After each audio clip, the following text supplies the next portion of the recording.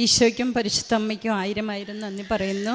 ഞാൻ ആദ്യമായിട്ട് ഉടമ്പടി എടുക്കുന്നത് ജൂൺ 30, 2022 എനിക്കറിയില്ലായിരുന്നു. ഞാനിവിടെ എറണാകുളത്തായിട്ടും അമ്മ ഇവിടെ പ്രത്യക്ഷപ്പെട്ടെന്ന് അറിയില്ലായിരുന്നു. ഞാൻ ജോലി ചെയ്യുന്ന സ്ഥലത്ത് വെച്ചാണ് അറിഞ്ഞത്. അപ്പോൾ തന്നെ ഞാൻ അറിഞ്ഞ സമയത്ത് തന്നെ എനിക്ക് കൈക്ക് ഭയങ്കര വേദനയുണ്ടായിരുന്നു. ഞാൻ ഓൺലൈൻ ഉടമ്പടി എടുത്തിരുന്നു. കൈവേദന, എനിക്കൊരു സ്വിച്ച് പോലും ഓൺ ചെയ്യാൻ പറ്റാത്തത്ര കൈവേദനയായിരുന്നു. അപ്പം എനിക്ക് ഓൺലൈൻ ഉടമ്പടി എടുത്ത ഒരു ദിവസം രാവിലെ ഞാൻ അമ്മയോട് ഭയങ്കരമായിട്ട് വേദന എടുത്ത് പ്രാർത്ഥിച്ചു കരഞ്ഞപ്പോഴാണ് എനിക്ക് ആ വേദന മാറി. അത് കഴിഞ്ഞിട്ട് ഞങ്ങളുടെ കൂട്ടത്തിലുള്ള എൻ്റെ ഏറ്റവും അടുത്ത ഫ്രണ്ടിൻ്റെ കൂട്ടത്തിലാണ് ഞങ്ങളിവിടെ വരുന്നത് ആദ്യമായിട്ട്. ആദ്യം വന്നപ്പോൾ എനിക്ക് ഉടമ്പടി എടുക്കാൻ പറ്റിയില്ല. പക്ഷേ ഈ മണ്ണിലേക്ക് എൻ്റെ കാല് വെച്ചപ്പോൾ തന്നെ എൻ്റെ 2 കൈയുടെ ആ വേദനയുള്ള സ്ഥലത്ത് വീണ്ടും വീണ്ടും എനിക്ക് മരക്കലോ വേദനയൊക്കെ ആയിട്ടുള്ള ഒരു ഫീലിങ്. ഇവിടെ വന്നിരുന്ന് കൊന്ത ചൊല്ലി ആ സമയമൊക്കെ എനിക്ക് വേദനയുണ്ടായിരുന്നു.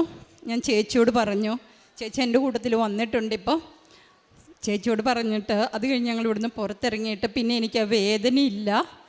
എൻ്റെ കൈക്ക് പണ്ട് തൊട്ടേ ഒരു ചെറിയ വേദന ഇടത്തെ കൈക്കുള്ളതാണ്. അത് ചെറുതായിട്ട് തന്നെ ഉള്ളത്, അങ്ങനെ തന്നെ ഉള്ളൂ. വേറെ എനിക്ക് പ്രശ്നങ്ങളൊന്നും അതുകൊണ്ടില്ല. പിന്നെ എൻ്റെ മകൻ്റെ കല്യാണം 2018 നവംബറിൽ കഴിഞ്ഞതായിരുന്നു. അവർക്ക് 22 കുട്ടികളൊന്നുമില്ലായിരുന്നു. അതിൻ്റെ ഇടയ്ക്ക് അബോർഷൻ ഒരെണ്ണം വന്നു. പിന്നെ 22 ഞാൻ ജൂൺ 30 ഉടമ്പടി എടുക്കുമ്പോൾ എൻ്റെ നിയോഗത്തിൽ വച്ചിരുന്നു. അതിൻ്റെ ഫലമായി ഞാൻ ഉടമ്പടി പുതുക്കിക്കൊണ്ടിരുന്നു, പ്രാർത്ഥന തുടർന്നുകൊണ്ടിരുന്നു. അപ്പോൾ ആ വർഷത്തെ അഖണ്ഡ ജപമാല റാലിക്ക് നിയോഗം വെച്ചത് കുഞ്ഞിനെ കിട്ടുന്ന കാര്യത്തിന് വേണ്ടിയിട്ടാണ്. എനിക്ക് ഒരു മകൻ മാത്രമേ ഉള്ളൂ. അപ്പോൾ ഞങ്ങൾക്കൊരു കുഞ്ഞ് വേണമായിരുന്നു. അമ്മയോട് പറഞ്ഞു. 23 മാർച്ചിൽ ഒരു ദിവസം രാത്രിക്ക് ഞാൻ ഉറങ്ങുമ്പോൾ എൻ്റെ കയ്യിലേക്ക് ഒരു കുഞ്ഞിനെ, വെളുത്ത സാരി കൊടുത്തിട്ട്, എനിക്ക് മാതാവിൻ്റെ മുഖം അങ്ങനെ ഓർമ്മയില്ല, പക്ഷെ എനിക്ക് കുഞ്ഞിനെ കിട്ടി എൻ്റെ കയ്യിൽ. അത് കഴിഞ്ഞ് 23 ഓഗസ്റ്റിൽ മോൻ്റെ വൈഫ് പ്രഗ്നൻ്റ് ആണെന്നുള്ളത് അറിഞ്ഞു. ഞങ്ങൾ പ്രാർത്ഥിച്ചുകൊണ്ടിരുന്നു. ആദ്യത്തെ സ്കാനിൽ ഹാർട്ട് റേറ്റ് ഇല്ല എന്ന് പറഞ്ഞു, ട്യൂബൽ പ്രഗ്നൻസി ആയിരിക്കാമെന്ന് പറഞ്ഞു. ഞങ്ങൾ ഭയങ്കരമായിട്ട് പ്രാർത്ഥിച്ചിരുന്നു, ഉടമ്പടി പുതുക്കിക്കൊണ്ടിരുന്നു. അടുത്ത സ്കാൻ ചെയ്തപ്പോൾ ഹാർട്ട് ബീറ്റ് കിട്ടി. 5-ാം മാസത്തിൽ അനോമാലി സ്കാൻ ചെയ്തപ്പോൾ ബ്രെയിനിൽ ചെറിയ പ്രശ്നമുണ്ടെന്ന് പറഞ്ഞു. അതുകൊണ്ട് 4D സ്കാൻ ചെയ്യണമെന്ന് പറഞ്ഞു. 1 മന്ത് കഴിഞ്ഞിട്ട് സ്കാൻ റിപ്പീറ്റ് ചെയ്യാൻ പറഞ്ഞു. 1 മന്ത് ഞങ്ങൾ പ്രാർത്ഥിച്ചുകൊണ്ടിരുന്നു. മാതാവിനെ വന്ന് കണ്ടു, പ്രാർത്ഥിച്ചു, ഉടമ്പടി തൈലം ഉപയോഗിച്ചുകൊണ്ടിരുന്നു. മോള് എല്ലാ ദിവസവും ഉടമ്പടി തൈലം ഉപയോഗിച്ചിരുന്നു. ആ സ്കാന് നോർമലാക്കി അമ്മ തന്നു. അത് കഴിഞ്ഞ് കുറച്ച് പ്രശ്നങ്ങളൊക്കെ ഉണ്ടായി. പ്രാർത്ഥന തുടർന്നുകൊണ്ടിരുന്നു. നോർമൽ ഡെലിവറി വേണം, സിസേറിയൻ പേടിയാണെന്ന് മോള് പറഞ്ഞിരുന്നു. അതിനും പ്രാർത്ഥിച്ചിരുന്നു. അത് നോർമലാക്കി അമ്മ തന്നു. കുഞ്ഞുണ്ടായി കഴിഞ്ഞപ്പോൾ കുഞ്ഞിൻ്റെ യൂറിത്രൽ ഓപ്പണിങ്ങിന് ചെറിയ പ്രശ്നമുണ്ടെന്ന് പറഞ്ഞു. ഹോസ്പിറ്റലിൽ സ്കാൻ ചെയ്തു. സ്കാൻ ചെയ്തപ്പോൾ കിഡ്നിക്ക് പ്രശ്നങ്ങൾ, ലെഫ്റ്റ് കിഡ്നിക്ക് ഒരു ചെറിയ പ്രശ്നം പോലെ എന്ന് പറഞ്ഞു. മാതാവിൻ്റെ കുഞ്ഞാണ്, മാതാവ് തന്ന കുഞ്ഞാണ്, എൻ്റെ കയ്യിൽ തന്ന കുഞ്ഞാണ്. അപ്പം മാതാവിനോട് പറഞ്ഞിരുന്നു. അപ്പം അവർ 3 മാസത്തിലും 6 മാസത്തിലും സ്കാൻ ചെയ്യാൻ പറഞ്ഞു.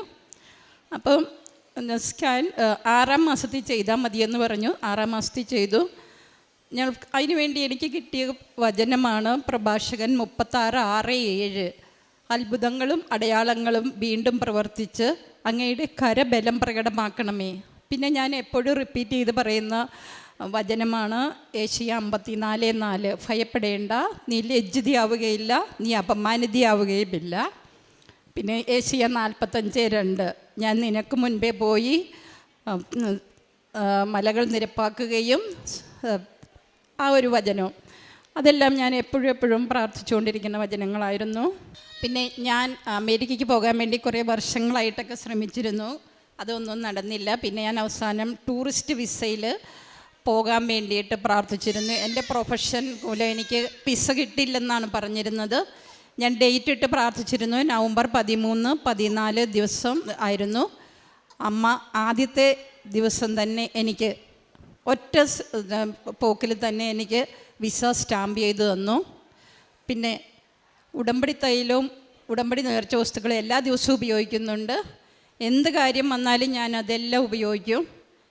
എൻ്റെ എല്ലാ കാര്യത്തിനും അത് ഞാൻ വളരെ നന്നായി തന്നെ ഉപയോഗിക്കുന്നു. പ്രാർത്ഥിച്ച് വിശ്വാസ പ്രമാണം ചൊല്ലി അച്ഛൻ പറയുന്നത് പോലെ തന്നെ.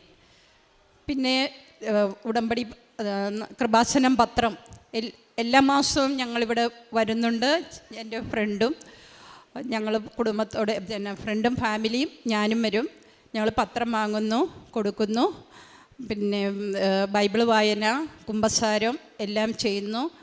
കാരുണ്യ പ്രവൃത്തികളായിട്ട് ഞങ്ങളുടെ അടുത്തായിട്ടുള്ള ഒരു സൈക്കാട്രി ആയിട്ടുള്ള ആൾക്കാരെ നോക്കുന്ന സ്ഥലമുണ്ട്. അവർക്ക് വേണ്ട സഹായങ്ങൾ ചെയ്യുന്നു. പിന്നെ ബ്ലൈൻഡിനെ നോക്കുന്ന ഒരു സ്ഥലമുണ്ട്. അവർക്കും വേണ്ട കാര്യങ്ങളൊക്കെ ചെയ്യുന്നു. അവിടെയൊക്കെ കുറച്ച് അന്തേവാസികളുള്ളതാണ്. പിന്നെ എന്നോട് ആരെങ്കിലും സഹായം ചോദിച്ചാൽ എന്നെക്കൊണ്ട് കഴിയുന്ന വിധം സഹായം ചെയ്തു കൊടുക്കുന്നുണ്ട്. ബൈബിൾ എല്ലാ ദിവസവും വായിക്കുന്നുണ്ട്. പിന്നെ അച്ഛൻ്റെ ധ്യാനം കൂടുന്നു, സാക്ഷ്യങ്ങളൊക്കെ കേൾക്കുന്നുണ്ട്. ഇതെല്ലാമാണ് ചെയ്യുന്നത്. എനിക്ക് ഉടമ്പടിയിലേക്ക് വന്നില്ലായിരുന്നെങ്കിൽ എൻ്റെ സ്വഭാവം വളരെ എടുത്തു ചാടിയിട്ടുള്ള ഒരു സ്വഭാവമായിരുന്നു. ഇപ്പം അച്ഛൻ പറയുന്ന എന്ത് കാര്യം വന്നാലും കംപ്ലൈൻറ്റ് പറയരുത്, എല്ലാം ഹൃദയത്തിൽ അമ്മയെപ്പോലെ ഹൃദയത്തിൽ ഒതുക്കി എല്ലാം നേരെ ഈശോയുടെ അക്കൗണ്ടിലേക്ക് കൊടുക്കണമെന്ന് നമുക്ക് വരുന്ന കുറവുകളെല്ലാം. എനിക്കിപ്പോൾ അങ്ങനെയൊക്കെ ഞാൻ പഠിച്ചു. നേരത്തെ ഒത്തിരി കുറവുകളും കുറ്റങ്ങളും ഒക്കെ പറ്റിയിട്ടുണ്ട്. അന്നൊക്കെ ജീവിതത്തിൻ്റെ കാഠിന്യ നിമിത്തം അതൊക്കെ ഞാൻ മാനുഷികമായിട്ടാണ് ചിന്തിച്ചിരുന്നത്. പക്ഷെ അന്ന് എനിക്ക് അറിയില്ലായിരുന്നു അങ്ങനെയൊക്കെ അക്കൗണ്ട് മാറ്റി കൊടുക്കണമെന്ന്. ഇപ്പം എനിക്കതൊക്കെ മനസ്സിലായിട്ടുണ്ട്. ഞാനതൊക്കെ അങ്ങനെ എപ്പോഴും 100% പറ്റുന്നില്ലെങ്കിലും എന്നെക്കൊണ്ട് അതൊക്കെ പറ്റുന്നുണ്ട്.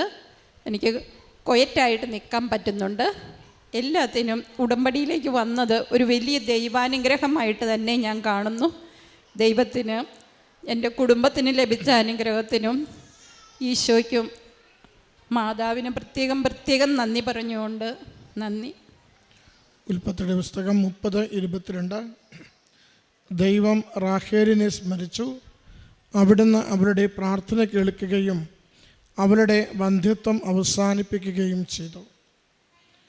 ലിസി തോമസ് എന്ന ഈ സഹോദരി കുടുംബത്തിന് ലഭിച്ച പ്രത്യേകമായ എല്ലാ നന്മകളെയും സന്തോഷത്തോടെ കൃപാസന മാതാവിനെ സമർപ്പിച്ച് നന്ദി പറയുകയാണ്.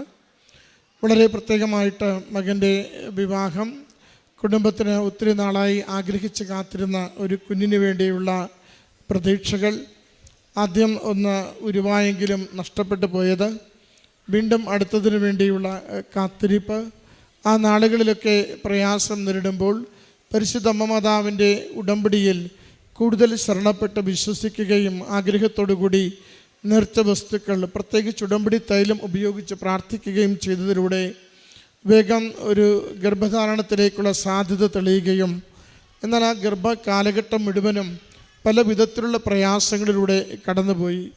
ഓരോ മാസവും ഓരോ ആദി കുടുംബത്തിലുണ്ടായിരുന്നു. ഓരോ പരിശോധനയിലും ഓരോ സംശയങ്ങൾ ഡോക്ടർമാർ പറഞ്ഞിരുന്നു.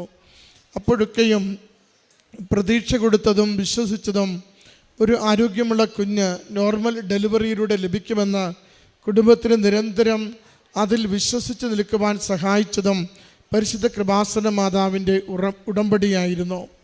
ഉടമ്പടി തൈലം ഉപയോഗിക്കുകയും ഉദരത്തിൽ കുരിശ് വരച്ച് വിശ്വാസ പ്രമാണം ചൊല്ലി നിരന്തരം പ്രാർത്ഥിക്കുകയും കുടുംബം മുഴുവനും പ്രത്യക്ഷീകരണ പ്രാർത്ഥനയും വിശ്വാസ പ്രമാണവും ചൊല്ലി അച്ഛൻ്റെ ഉടമ്പടി ധ്യാനം കൂടി സാക്ഷ്യങ്ങൾ കേട്ട് ഉടമ്പടിയുടെ എല്ലാ നിബന്ധനകളോടും കഴിയുന്നത്ര പൂർണ്ണമായ വിശ്വസ്തതയിൽ ജീവിതം മുന്നോട്ട് നയിക്കുമ്പോൾ എല്ലാ ക്ലേശകരമായ സാഹചര്യങ്ങളെയും തരണം ചെയ്തുകൊണ്ട് ആരോഗ്യമുള്ളൊരു കുഞ്ഞിനെ അമ്മ മാതാവിലൂടെ ഈശോനാഥൻ കുടുംബത്തിന് അനുഗ്രഹിച്ച് നൽകിയതിനെയാണ് ഈ കുടുംബം സാക്ഷ്യപ്പെടുത്തുക. കുഞ്ഞിന് ജനിച്ചു വീഴുമ്പോൾ ചെറിയ പ്രയാസങ്ങൾ, രോഗങ്ങൾ കാണുന്നുണ്ട്.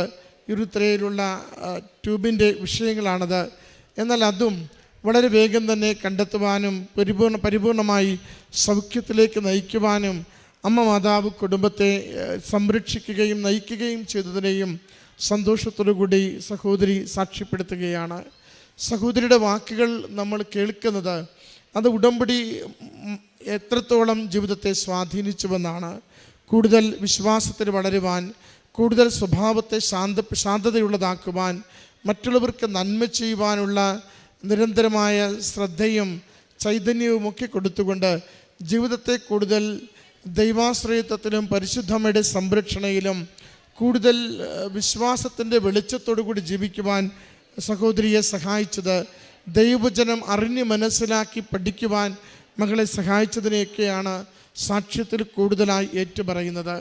നമ്മുടെ ജീവിതങ്ങളും വചനത്തിൽ അടിയുറച്ചുകൊണ്ട് ആത്മീയത വളർന്നുകൊണ്ട് മറ്റുള്ളവർക്ക് നന്മ ചെയ്ത് കൂടുതൽ ദൈവനാമത്തെ പ്രഘോഷിക്കുവാൻ സഹായിക്കുന്നതാക്കണമേ എന്ന് പ്രാർത്ഥിച്ച് ഈ കുടുംബത്തിന് ലഭിച്ച എല്ലാ അനുഗ്രഹങ്ങളെയും അമ്മ മാതാവിനും തിരുക്കുമാരനും നന്ദി അർപ്പിച്ചുകൊണ്ട് കരങ്ങളടിച്ച് ഈ സാക്ഷ്യം നമുക്ക് സമർപ്പിക്കാം. അത്യപൂർവ ദൈവാനുഭവങ്ങൾ ഇനി നിങ്ങൾക്കും സ്വന്തം.